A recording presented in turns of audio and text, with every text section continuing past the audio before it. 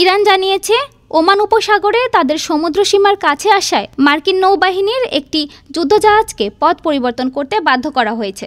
তবে যুক্তরাষ্ট্র দাবি করেছে বিষয়টি ছিল পুরোপুরি পেশাদার এবং তাদের নৌ মিশনের ওপর এর কোনো প্রভাব পড়েনি। ইরানের রাষ্ট্রীয় গণমাধ্যম 23 জুলাই ঘটনার ভিডিও এবং ছবি প্রকাশ করেছে। রাষ্ট্রীয় টেলিভিশন জানায় মার্কিন যুদ্ধজাহাজ ফিটজেরাল্ড ইরানের সমুদ্র সীমার কাছে যাওয়ার চেষ্টা করেছিল।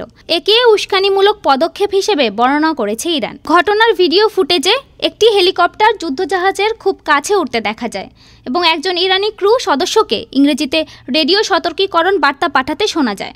বার্তায় তিনি যুদ্ধজাহাজটিকে স্থানীয় সময় সকাল 10টার দিকে দিক পরিবর্তন করার নির্দেশ দেন।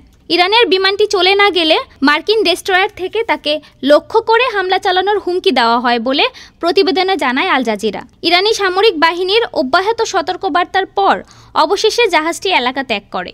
ডেস্ক রিপোর্ট, আজ বার্তা।